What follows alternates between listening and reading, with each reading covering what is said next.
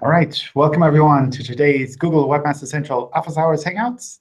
My name is John Mueller. I'm a Webmaster Trends Analyst here at Google in Switzerland. And part of what we do are these Webmaster Office Hours Hangouts with webmasters and publishers and SEOs, all kinds of people who make websites. As always, a bunch of questions got submitted already. But if any of you want to get started with the first question or two, feel free to jump on in now. I have a couple of questions, if that's OK. All right, go for it. So the first one is the new mobile phone index, which has gone live. And in the best practices for the mobile phone index, it says that the content has to be the same on desktop as it is on mobile. And if it's not, then you need to update your mobile version so that they match. If you have content that is shorter on mobile than desktop, would you receive a penalty for that, or would that go against your own rankings, or what's, because I imagine a lot of sites out there have a lot shorter content because of the user experience, and they obviously can end what they usually have on desktop down. Yeah, so I don't know. I guess on the one hand, people internally, when I ask them this, they ask if it really is the case that you need to provide less content on mobile. Because I assume more and more as people use mobile as their primary device, they want the full experience. And if something is not necessary for the full experience, then why do you keep it on your desktop? So that's kind of just as an aside. But in general, there are two things that come into play here.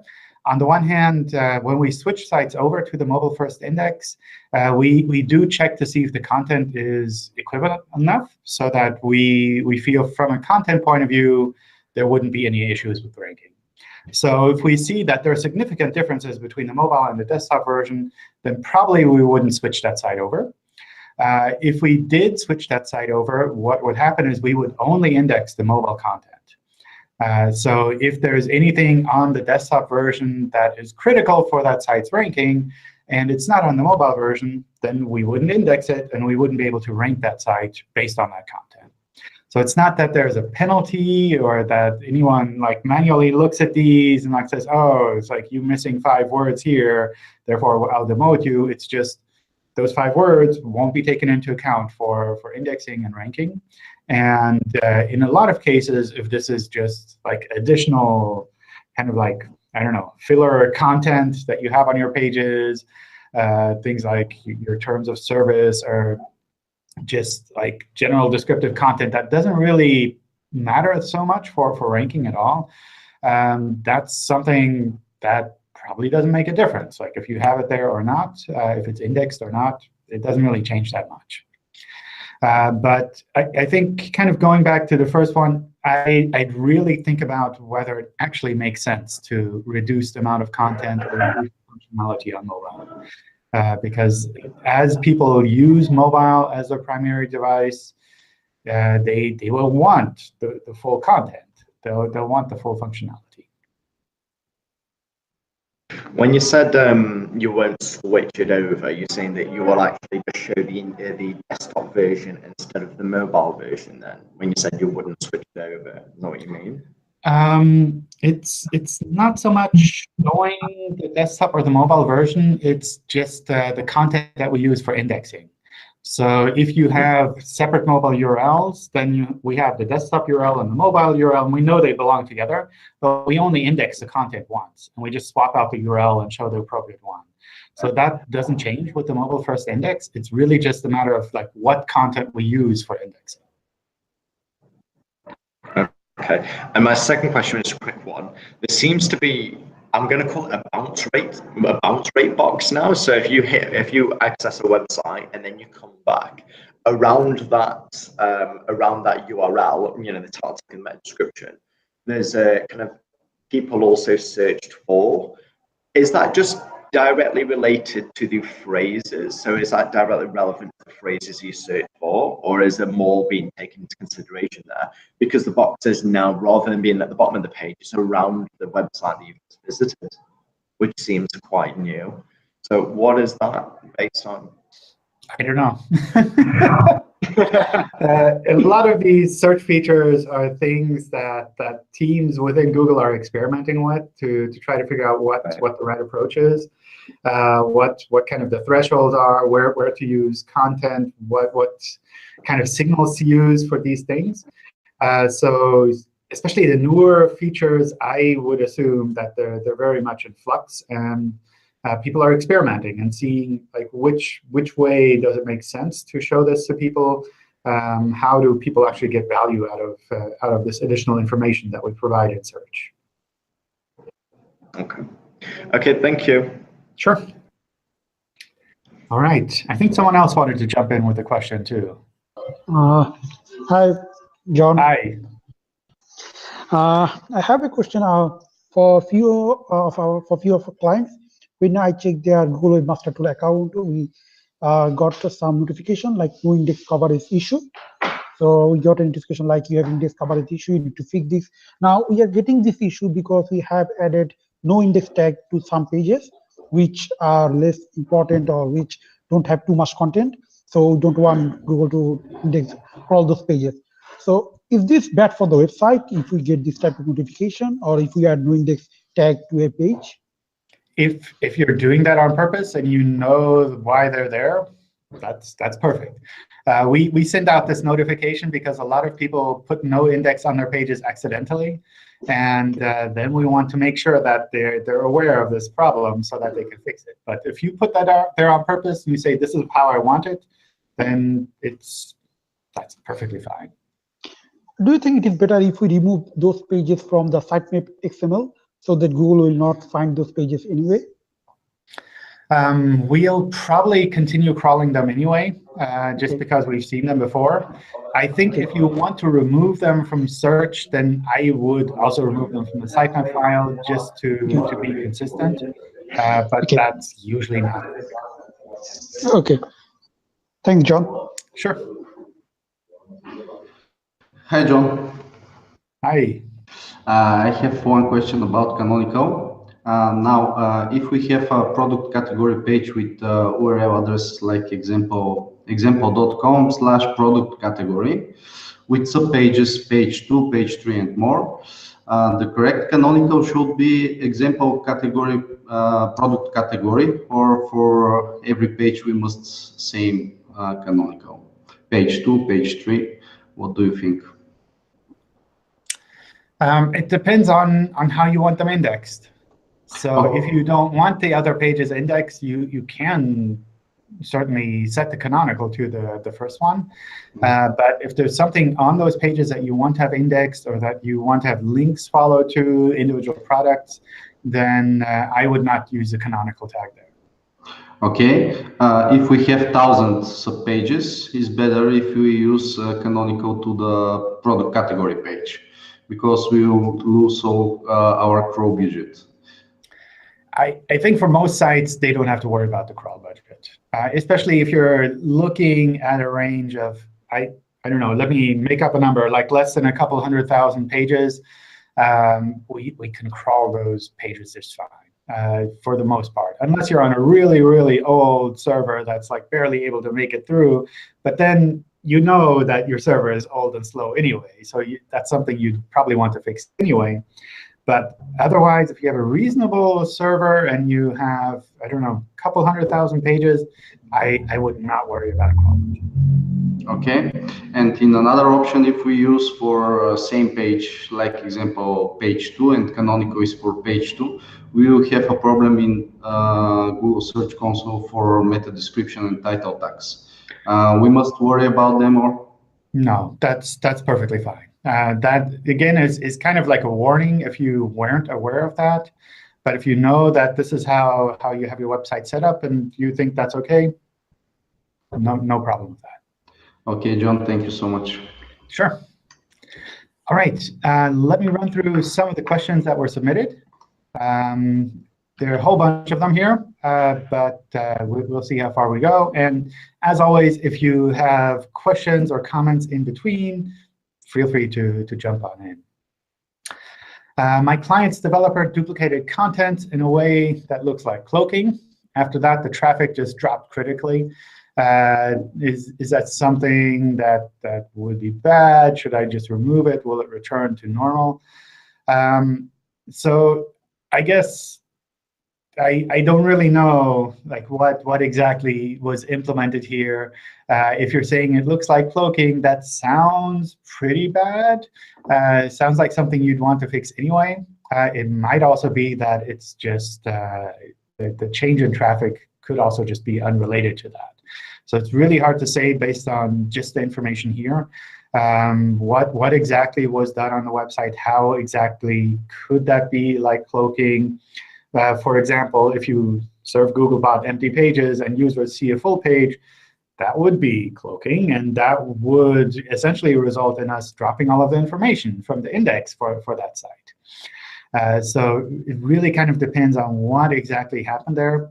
My recommendation here would be to go to the Webmaster Help Forum and check with the folks there to look at your specific case, so that people can take a look there and say, this is technically OK, or this is not 100% great, but it's not bad enough that it would cause any issues from a technical point of view. And based on that information, you can kind of make a judgment call a little bit better on how urgently you need to fix this. If we have a site that was hit by the March 7th and 9th quality update, that's a legitimate site that's generating world-class quality content, getting lots of links, and it gets scraped. And now after the update, the other scraper sites are ranking before us. I guess kind of like what happened, what could we do to fix that? For the most part, I think that can be kind of tricky because a lot of the updates that we made are more around relevance, where we're trying to figure out which sites are relevant for certain queries and not so much a matter of quality overall. So that might be something where we just don't think your site is exactly relevant for those specific queries. It doesn't mean that it's a bad site. It's just not relevant for those specific queries. So that's something that I think just happens to a lot of sites over time, in that they might be really high quality content, but over time they're just not seen as being as relevant in the overall picture of the web. So I understand this is always a kind of a tricky situation as a site owner, because you want to figure out what you can do to kind of get back into the previous situation. And sometimes, especially when it comes to relevance, it's not the case that you did anything wrong that you need to change to get back. It's just like things have changed. So what I would recommend doing there is, on the one hand, trying to get feedback from your users to figure out like how they feel about your website, and to try to really get objective feedback on what you could be doing differently, or what you might want to target differently, or kind of set up differently. As always, with a lot of these kind of changes in traffic, I'd also still recommend kind of double-checking all of the technical details. So things like, are we able to crawl all of your content? Are we able to index the content properly? All of these things could potentially change depending on even small changes that you sometimes make on a website. So I'd really double-check those as well. John, do you have an example of that? Of which part? Of a site that would rank for something and then it was no longer relevant for those queries. I mean, I can think of an example where we had a site and it was ranking for something completely unrelated, and over time that corrected itself. But I'm not sure if that's the best case of kind of what you're describing. I think that can be the case. Where a site kind of accidentally ranks for some really popular keywords, and you get a lot of traffic from that, and you think, well, this is awesome. And at some point, our algorithms kind of figure it out, and they try to fix it. We also see this. So I don't know if this is related to like the March updates, but it's something that I've seen over time in the forums as well, where a site might rank for someone else's brand name, for example, because maybe they have a blog post about it, or maybe they have like a page like how to log into Gmail, and then suddenly it ranks for Gmail login. Which is kind of nice because you get a lot of traffic, I guess, and people probably click on your ads, and it's kind of worthwhile for you. But from an algorithmic point of view, from a quality point of view, your site is probably not what people are searching for. So that's something that our algorithms will probably try to figure out over time, like what would be the better result for a query like this, and that might be a change that would happen. So it's not that your site is worse or seen as being worse. It's just not as relevant for those particular keywords. And our algorithms change over time. And it's something where we try to reflect what the web is also looking for with regards to relevance. So these things can change even without any change on your website.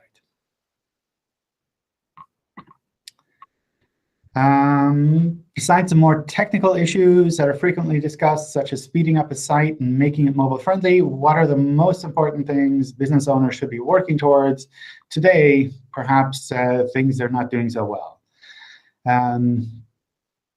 That's a really broad question. It's really hard to say. So one of the things that I see regularly, especially from small businesses, is that it's sometimes really unclear what the website is meant for, or like what it's meant to target, what people are meant to do when they reach your website. They might have worked together with a designer to make a really nice and fancy website, but you go there, and you're like, are they trying to sell me software? Are they offering a service? Do they do consulting? What is it exactly that they want me to do? It's really unclear. So sometimes they'll have, like, I don't know, lots of fancy photos and images on the website, which are more kind of for an emotional attachment to the website and less about the products and services that they sell. So it's not so much a matter of SEO directly, like technical things like speed and having the right meta tags on the page. It's really more about the basics of what do you want to be found for? What do you think people will be searching for where your website, where your business is supposed to be relevant, and how can you make that clear? On the one hand, for users when they go to your website. On the other hand, also for search engine crawlers when they go to your website, then try to figure out, like, where can we recommend the site? So that's really one of the bigger things that I see over and over again. I see that regularly at site clinics when we do them, even for bigger companies. You go to the website, and it looks really nice and fancy, but you have no idea what it is they're actually doing and what they would like to rank for. So describing their content as users. So that's useful to know. I think my question was,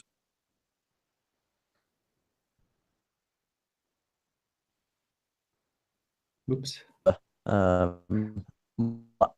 I don't know what you call short-sighted view of things. I didn't get that last part. It's in your focus, sharing it. Sorry.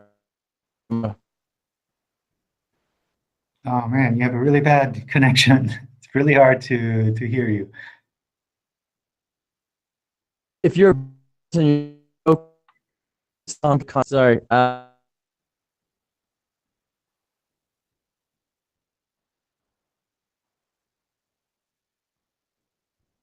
man.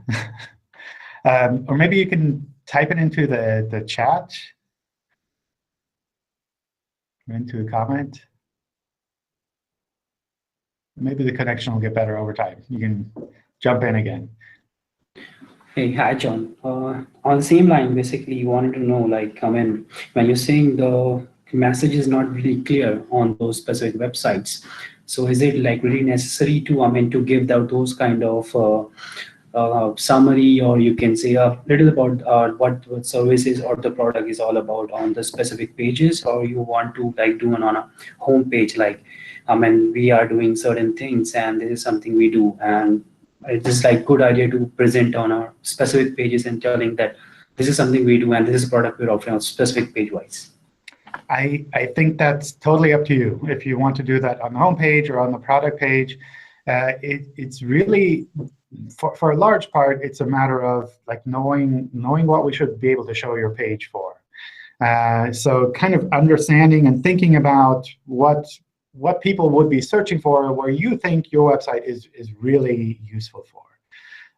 So that's like so kind of understanding and thinking about what people would be searching for, where you think. So essentially, it's about kind of being direct and having understanding on your pages, so that people can recognize what it is that you offer, and search engines can figure out like where should we actually rank this content. A lot of times, it'll be easy for us to rank that site based on like the business name. If you search for the business name, we can find you. But you probably want to get like some kind of visitors for, I don't know, what specific activity that you do. And for that, it's not a matter of putting like hundreds of keyword variations on the page. It's just like, I don't know, just a tagline sometimes, or just an extra sentence saying, we do this. And this is our specialty, and we love doing X, Y, and Z for people in this area. That kind of information makes a really big difference. Also, for local businesses, what we sometimes see is they won't list their location. Like they'll be, I don't know, a bakery that makes really fancy cakes, and trying to find their address is really hard. So if you know that they're in the city, then obviously you can find them there. But if you don't know where they're located, you could come to their website and you're like, do they deliver to Switzerland, or do they deliver to this other city? So that's something that you can make really clear on a website, and it doesn't take a lot of work. It's not magic. You can do it with any CMS. Just putting a bit more textual content on those pages makes a really big difference.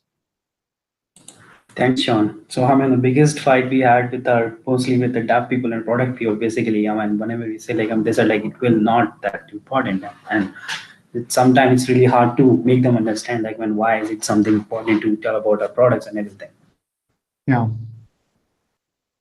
OK, let me see. There's something in the chat as well. We changed the domain configure 301 redirect from the old to the new domain. For more than a year, Google is still showing the site page with the old domain. What can we do to solve that?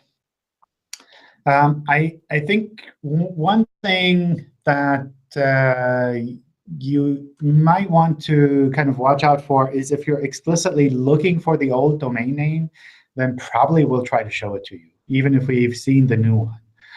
So if you're looking for something general where your site should rank, then probably we should be showing the new one, especially if this redirect has been in place for a year now. But if you're explicitly looking for the old one, then we'll try to show you the old one, because we think this is probably what you're looking for, and we don't want to confuse you with a different domain name. So that's sometimes what throws people off, in that they think a redirect is not processed, but actually it is processed, and we're just trying to be extra friendly and give you the old domain because it looks like you're asking for it. So that might be something to double check. All right, in the new Search Console, there's error submitted, URL marked no index, and excluded by no index tag. It's pretty confusing, but I guess it all falls under error. I guess it depends on like how it was submitted or found. Yes, this is something that we differentiate by source of the URL.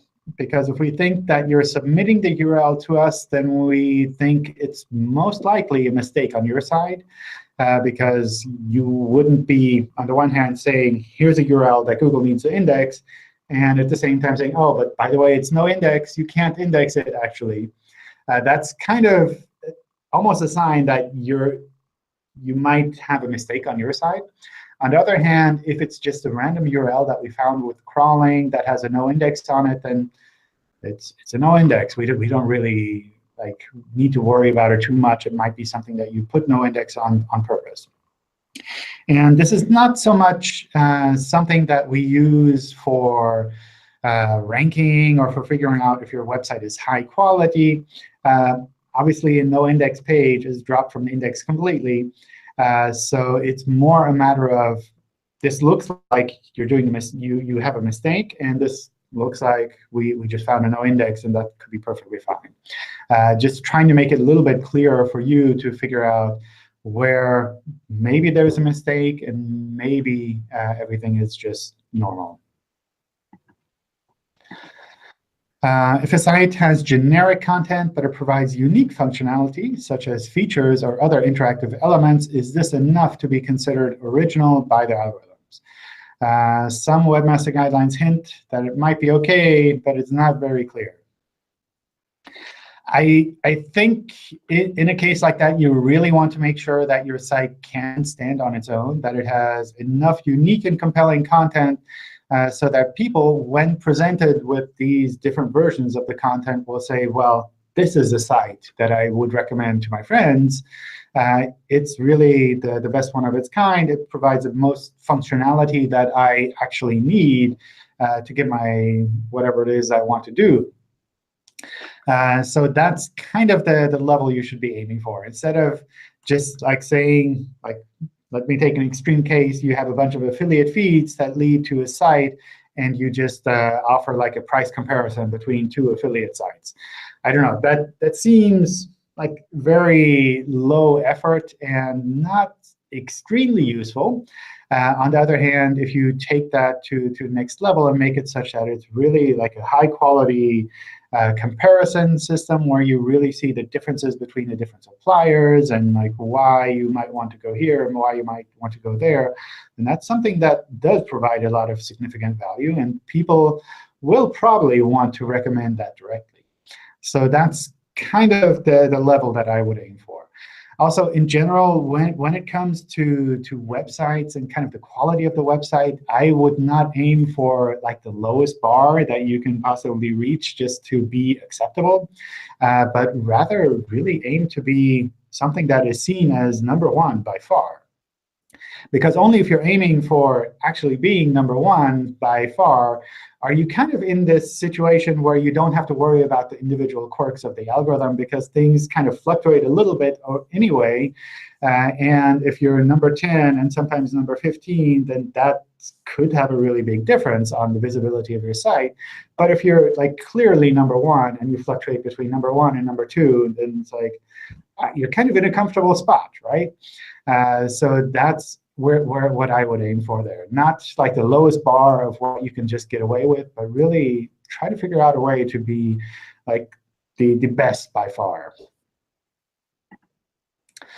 How to change the site's domain name correctly. The site has not been used in a long time, and as a result, Google has indexed a bad site with duplicate pages without outlinks to other sites. Now we've developed a new site, filled it with content, and we want to launch it on a new domain. How do we do it right? Do I delete the old site? Do we need to change the contacts on the new site? So I guess it kind of depends on your situation here. It sounds like you've kind of left the old site more or less to get stale and obsolete, and you want to move to a new domain with essentially a new website, not really related to the old one. And if it's essentially a new website, then maybe it just makes sense to just set up the new website and leave the old one and remove it at some point. On the other hand, if it's kind of an additional variation of your old website that you're putting out, then I would just do a normal site move and really set up all of those signals, those redirects, everything that we have in our documentation to do a normal site move to your new domain name. In both of these cases, it's not going to be that it'll immediately jump up and be the best website in search. But over time, we should be able to process that and deal with that fairly well. Hello, John. I have a question. All right. one of our client, they are actually share trading brokers. So they have a website. So they provide both national and international share trading service. Now we suggest them to create two separate pages, one for the national share trading, another one for the international share trading. But they don't want to create page. They want to post blog post on this topic. So which one will be the better option? Creating a landing page or posting a content on blog? I think that's more a matter of like just general strategy that the site or the business wants to pursue. So from our point of view, both of these variations could show up in search and could be fairly visible. I think having blog posts is really useful way to bring content out there and to kind of be associated with the audience directly. Essentially, it's more a matter of like how you want to position your website and your business. So that's more up to you. Thank you. All right. Now we have a long question about single-page apps. We have a case in which we've been called to optimize a certain website with the following conditions. The site uses Angular.js, single-page application. So when a call is issued, kind of the framework is called, and then JavaScript pulls in the content. At the moment, it's a demo site with a no-index tag. Our main question is appropriate use of caching mechanisms for bots. Our tests show that response time varies between 2 and 4 seconds. Would that be a problem? Let's see. Oh, OK. Oh, this is response time. So they're basically serving a static HTML version to crawlers. I don't see any problem with that. I think that's one way to deal with this. For a large part, we can render JavaScript-based pages fairly well. For really large websites with a lot of content, I realize sometimes it makes sense to pre-render them to kind of dynamically serve static HTML version to search engines, to social media services, whatever else needs to process content from a website. That sometimes makes it a little bit more predictable what kind of happens. And for search engines in particular, it probably makes it so that we're able to crawl a little bit faster and index the content a little bit faster. So if this is something that you can set up and that you feel comfortable maintaining in the sense that you can confirm that the pre-rendered version is really equivalent to the version that a user would see, then that's something that sounds like a reasonable approach. One thing to watch out for here, especially for search engines, is that most search engines have a desktop and a mobile type browser or user agent that they use. And if you're dynamically generating the pages for these, you need to make sure that you're serving the appropriate version to the appropriate device type. So don't just look for Googlebot user agent and then serve the desktop version of the page to Googlebot all the time, because when we crawl with our smartphone crawler, it'll also have Googlebot in the user agent name, but we'd like to see the mobile version of the page then.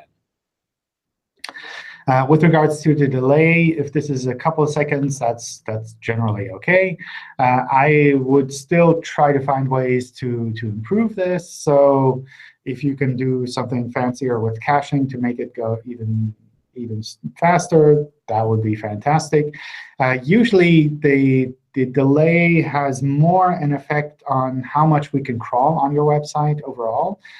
So if we see that a page takes a long time to be served to Googlebot, then we assume that your server is kind of overloaded. And we generally kind of back off from crawling a little bit just to make sure that we don't cause any additional problems on your server for your normal users. So that's kind of where I would say, well, you want to serve these static pages as quickly as you can, so that search engines don't feel that they need to back off and like, oh, I'll just crawl a few hundred pages a day from this website because it's really slow, which is probably not what you'd like.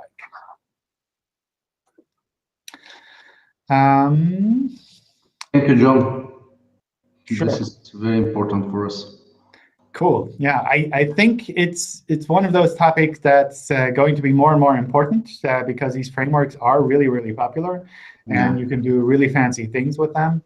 And getting experience on how to set them up properly is, I think, really valuable, especially for SEOs, because traditionally it's always been like, oh, this website uses JavaScript, it will never be indexed.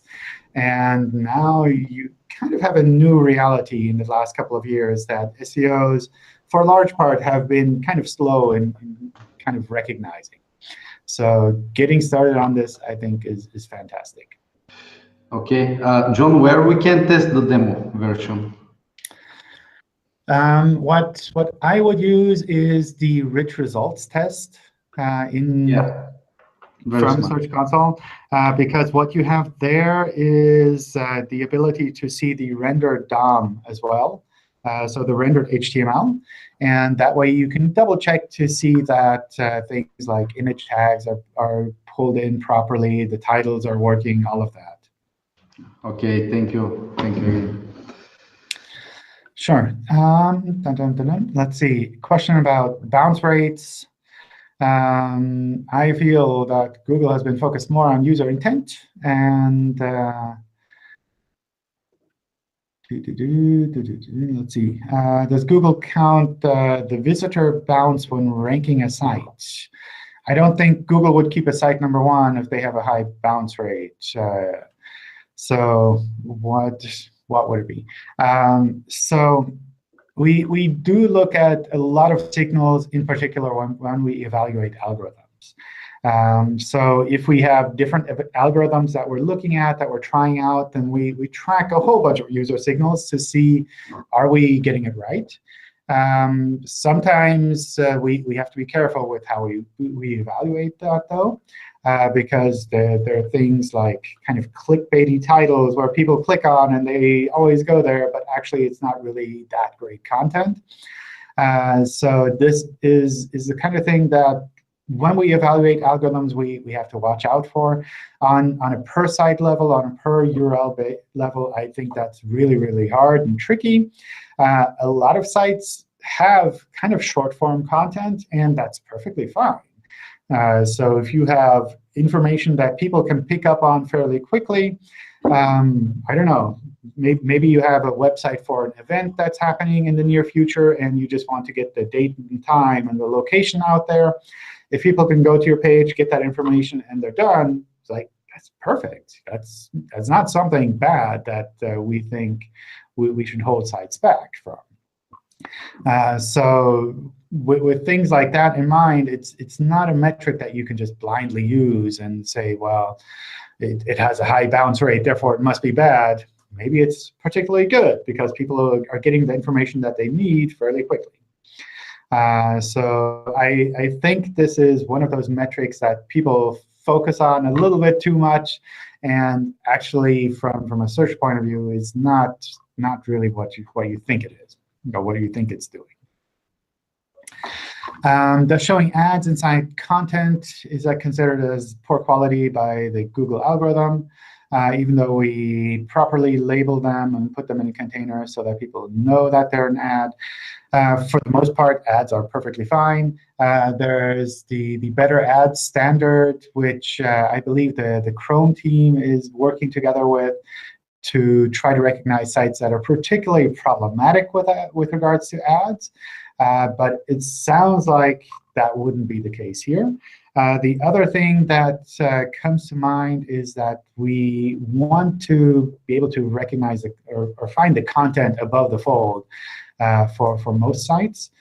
So if a user is landing on a product page or page for an individual piece of content on your website, and all they see on top are like a whole bunch of ads, then that's a really bad user experience. And that's something that our algorithms try to figure out. On the other hand, if the primary content is visible to users, if there's some ads on the page, that's perfectly fine. That's not something to worry about. We're seeing a ranking difference in mobile and desktop. Is this the mobile-first indexing effect? No, that would not be for mobile-first indexing. Mobile-first indexing is basically when we index the content with a mobile device. So in a case like that, that indexed content would be used for both desktop and mobile rankings. If you're seeing a difference in rankings for mobile and desktop, that's for the most part just the normal differences that there are between desktop and mobile search results. It's not a matter of the content being indexed differently. So indexing is basically collecting the information from the page and storing it on our side. And then the ranking side is taking that collected information and trying to find the right order in the search results for that site. So if you're seeing differences with ranking on desktop and mobile, that would not be from mobile-first indexing. At what period of time and to what percentage of users does Google start to have issues with A/B tests? There's some areas of the website where traffic is low, so it takes a bit longer to get a good sample set. Sometimes it takes 6 months to get a significant sample set. For the most part, that's OK. What we really need to have is that the content is equivalent during that time. So if you're doing an A/B test and you're tweaking things like colors and button placement and things like that, that for us is totally unproblematic. You can run those tests forever from our point of view. On the other hand, if you're doing an A/B test where one page has just a title and the other page has all of the textual content on it, then that would be a bit more tricky. That's also the kind of thing where if we index maybe the B version or the A version of a page, and suddenly we have vastly different content available for ranking. And that's something that you'd probably want to avoid as well. We have structured data for paywalls and planning, but not yet integrated. When will Google identify your pages as cloaking? Or how long is the transition period, if there is one? It sounds like you know what you need to do. So from that point of view, I kind of try to get this finished as quickly as possible. For the most part, we're aware that this is sometimes tricky to do, and we do kind of take that into account when we look at these things on our side. But I would really try to get this resolved as quickly as possible so that you don't have to worry about, will someone from the website team take a look at my site and think that I'm doing something bad, so that you're really on the safe side. I've seen some sites ranking even though 95% of their content is copied. Are those sites ranking due to a lot of backlinks? Should we focus on unique content or backlinks? So I think for the most part, the important part here is you should not be backlinks. So let me just mute you for a second. So I think the important part here is you should not be focusing on some random other spammy sites and saying, oh, I want to be just as bad as them. You should really aim to be significantly better and make sure that what you're providing is not just 94% copied if the others are 95% copied, but really that you're providing something significantly valuable and useful to the web, where our algorithms, when they look at your site, they're not like saying, oh, this is mostly bad, but look, there's this one little piece of thing or this small signal that says it's kind of OK. But rather, it should be the case that when our algorithms look at your site, they're saying, like, all of this stuff is fantastic. And maybe there are some things that they forgot or that they missed out. And I don't know, that happens. That's the kind of situation where our algorithms will try to rank that a lot better than if you're just trying to be just as bad as all of the others, then that's really a really bad strategy. So we see this a lot in the forums. as well, where like an affiliate site will come in and say, well, for this query, you're showing 9 other cheap affiliate sites that are just scraping the feeds that they're getting from the provider. Why don't you show my affiliate site as well, which is also scraping the feeds?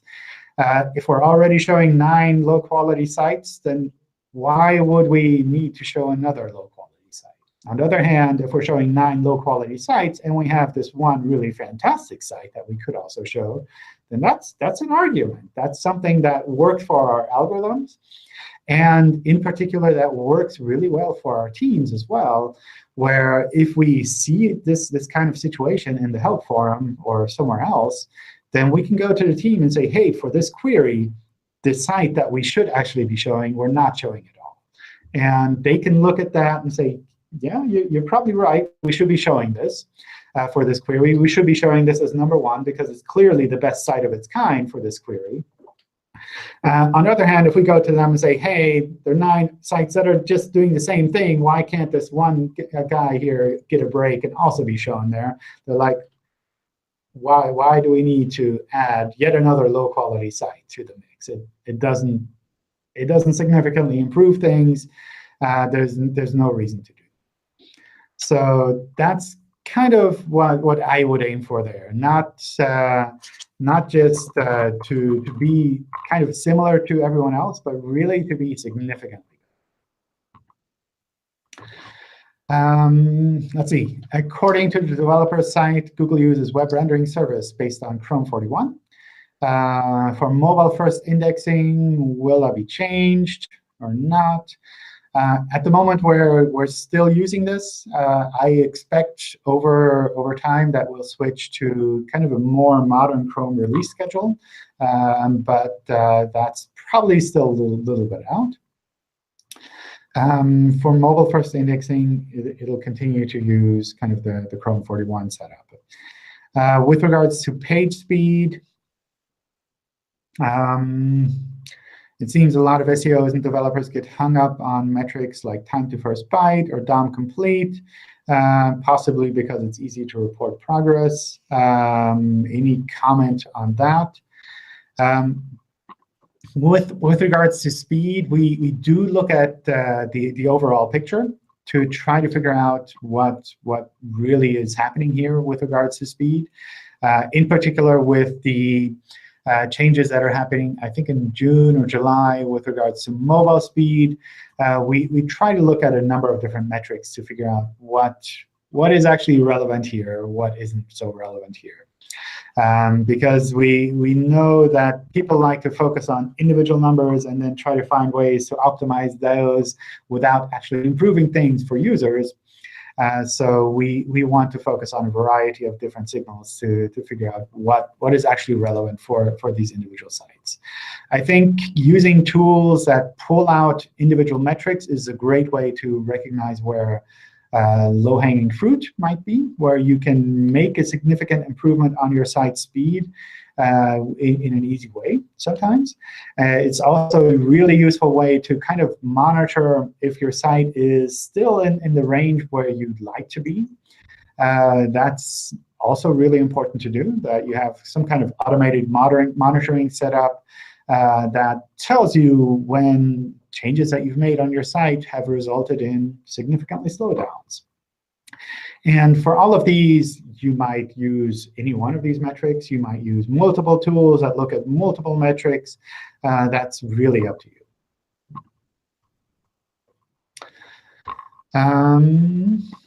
Does HTTPS count as a ranking signal if the website has implemented HTTPS but is using an exploitable cipher? For example, is vulnerable to the OpenSSL padding Oracle vulnerability? Yes. So if we can recognize that your site is using a modern HTTPS certificate and that works on a modern browser, then for the most part, we'll accept that, and we'll kind of use that as a signal that we should be indexing the HTTPS version of your pages. And once we index the HTTPS version of your page, then that's kind of what we look for there. And the ranking signal is not something where sites jump up to #1 from #10. It's really a more subtle signal that we use mostly as a tiebreaker in situations where all else might be kind of equal. So that's kind of there. With regards to exploitable setups on a server, at the moment, at least, we don't differentiate between the exact type of HTTPS setup. We don't differentiate between the exact certificate type that you have or the certificate validability period, anything like that. We just try to see if there's a valid HTTPS certificate or not.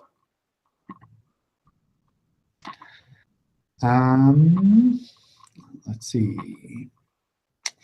How does Google treat sites that are created on the basis of a marketplace? The site is hosted on its domain, but has the same template, and through a link to the homepage to the marketplace itself. Does this affect the ranking of the site in the market? I'm not really sure how you mean marketplace. It sounds like this might be kind of an affiliate site where you have essentially the same content with your affiliate links, and you're guiding people to the same content. In a case like that, I'd really make sure that your site has significant, unique, and compelling content, so that we can actually recognize that there's a reason to index this page separately. There's a reason to show this page in the search results separately, rather than us to look at it and say, well, it's actually exactly the same as the primary site as well. So we don't really need to index both of these.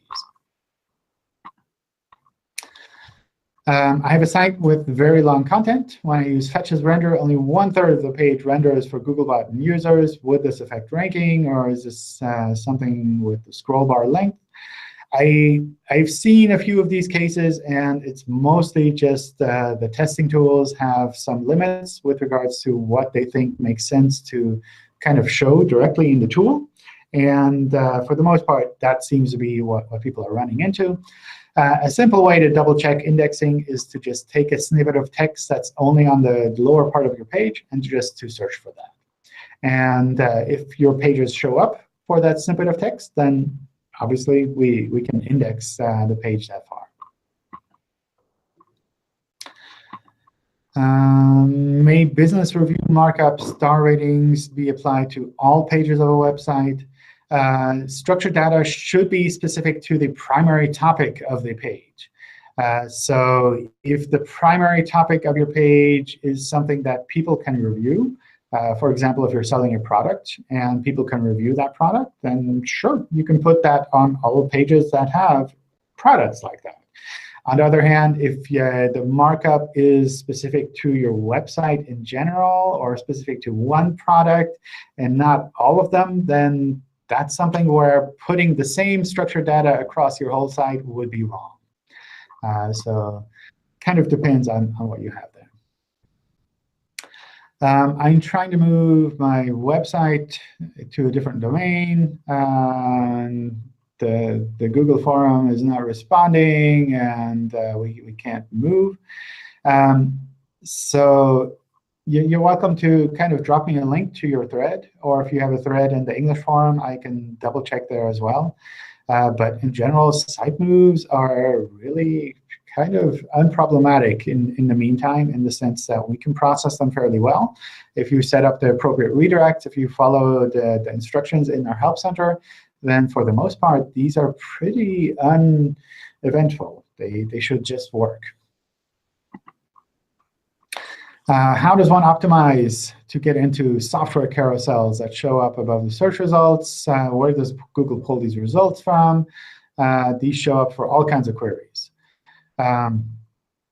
So I think there are two main things there. On the one hand, there are kind of these general carousels that we sometimes show based on information we've crawled from the web in general.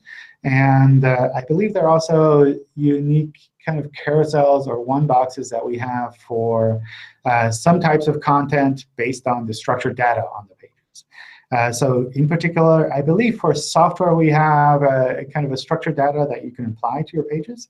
And with this structured data, we can understand what your pages are about a little bit easier. We can recognize maybe images on the page a little bit easier, and we can show that content as matching into this kind of group of or category of content a little bit easier. So that's kind of what I would aim for there. Make sure that you have the right structured data so that everything kind of aligns there. All right. We're running low on time.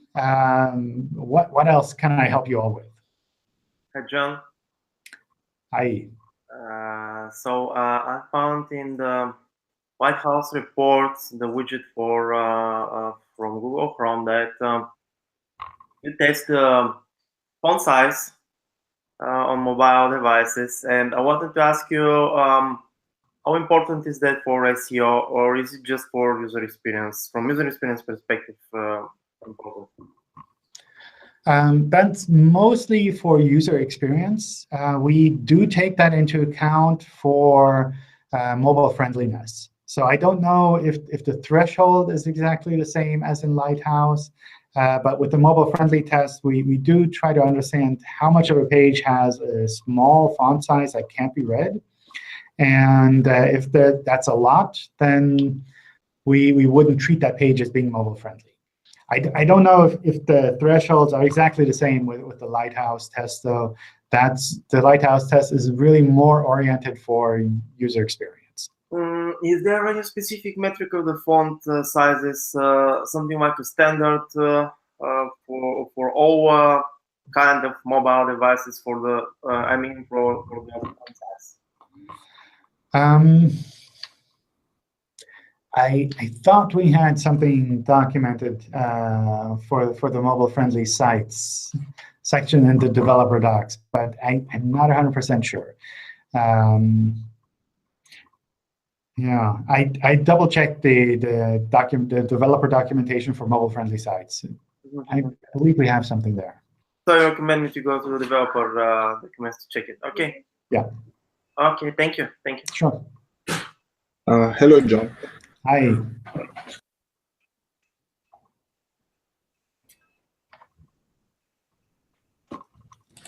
Hi, John. So, I have one question regarding this fetches Google. So I have few URLs. When I do this fetches Google, I see sometimes my render view, it's coming, not showing my full kind of rendering of the page, but for some of the URLs, it is showing full kind of render. So just wondering, like, why is it happening? For some URLs, it is not showing the full render, and for some URLs, it's showing full. So how do you mean not showing the full render? What do you see? So there's a two. I'm getting this two view. One is the Google bot, and for the user, basically, when I just scroll down to that particular window. So I only see one point of time. It's not showing all of the data, but when I'm checking for some other URLs from the same website, but it's showing for the full width kind of data. So that's why I'm wondering, like, why is it happening? So it's rendering the view, but not like all the way down, or? Yes. Yeah. I don't know. I assume that's just the limitation from the tool with regards to like how high of a viewport we show in that screenshot. So that, from my point of view, wouldn't necessarily be a bad sign. I would just double check the content and try to find a snippet on the lower part of the page and search for that. And if you can find that in search, then that's perfectly fine. All right, fine. Thank you. Hello, John. Hi. Hello. So I want to ask one question about HTML validation issues. Does it really affect site quality? We know that most browser knows how to, correct this problem, but what do you think if you have like a computer and you have a lot of HTML errors? For the most part, it doesn't matter. So we can deal with a lot of broken HTML because most of the web has broken HTML. You're not alone. in particular for structured data, if you want to mark things up on a page, it helps a lot to have clean HTML, because then you can really say, this is the section that has the title, and this is the image, and this is the reviews for this product.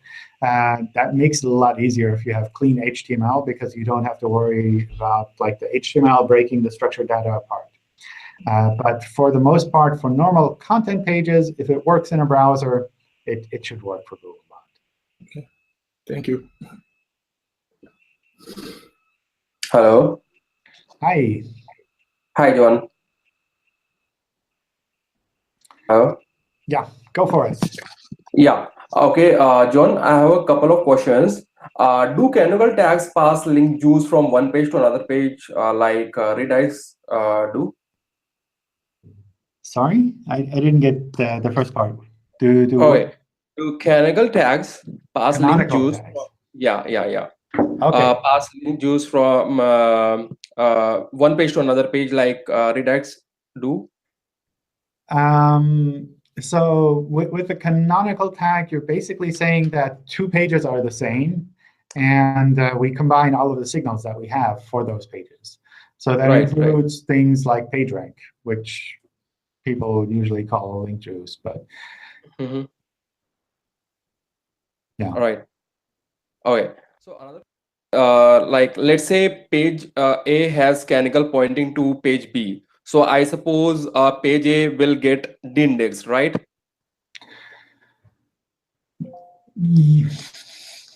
Usually, but not always. So when we have this situation with multiple pages that have the same content, we use signals like the canonical tag, like redirects, like internal links, like sitemaps, to figure out which one of these, A or B, should be the one that we keep.